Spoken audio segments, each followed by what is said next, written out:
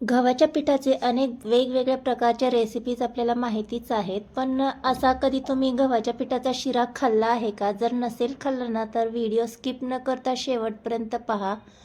अगदी घरगुती साहित्यामध्ये तयार होणारा हा शिरा आहे. म्हणजे सर्वांच्याच घरी उपलब्ध असणारं गव्हाचं पीठ आणि काही बेसिकचे मसाले यामध्ये ॲड करायचे आणि थोडंसं पाणी घालून रेग्युलर प्रमाणे याचं आपल्याला कणिक मळून घ्यायचं आहे आणि त्याची पोळी लाटून घ्यायची आणि त्या पोळीचा असा रोल करून घ्यायचा आहे.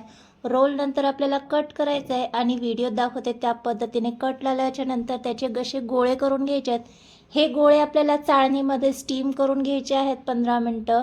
छान असे स्टीम झाले की हे गोळे आपल्याला पूर्णपणे थंड करायचे आहेत. ही तयारी आदल्या दिवशीही करून घेतली तरी काही हरकत नाही आहे. आता जेवढी गरज आहे ना, तेवढेच गोळे इथे मी कट करून घेतले आणि मीडियम गॅसवर छान असे तळून घ्यायचे आहेत. आदल्या दिवशी करून घेतल्यामुळे काय होतं, आपला इन्स्टंट असा नाश्ता तयार होतो. तर इथे आपले गोल्डन असे तळून घेतले की हे पूर्ण थंड करायचे आहेत आणि याचे तुकडे करून आपल्याला हे मिक्सर जारमध्ये फिरवून घ्यायचे आहेत. बारीक अशी रवाळ इथे पावडर करून घ्यायची आहेत. या पद्धतीने रवाळ अशी पावडर करून घेतली म्हणजे आपला जो शिरा आहे ना, तो छान असा टेस्टी होतो. तर इथे पाहू शकता.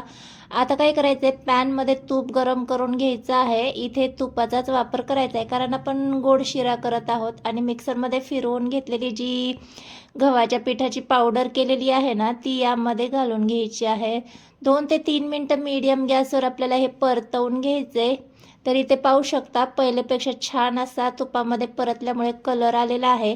डिटेल जर तुम्हाला व्हिडिओ पाहायचा असेल ना, तर लिंक मी खाली डिस्क्रिप्शनमध्ये देईल, तिथून तुम्ही पाहू शकता. खूप टेस्टी, भन्नाट आणि इन्स्टंट असा हा नाश्ता तयार होतो. आदल्या दिवशी तयारी करून ठेवा म्हणजे मिनिटभरातच नाश्ता आपला तयार होतो. आवडीनुसार ड्रायनट्स घालून घ्यायचे आहेत आणि सर्वात शेवटी आपल्याला यामध्ये पिठी साखर घालून घ्यायची आहे आवडीनुसार. तर जेवढी तुम्हाला गरज असेल ना, तेवढीच पिठी साखर घालून घ्यायची. 2 मिनटं परतवून घ्यायचं आहे. लक्षात ठेवायचं, पिठी साखर घालतेवेळी मी गॅस बंद केलेला आहे आणि इथे आपला मिनिटभरातच मस्त असा नाश्ता तयार झालेला आहे.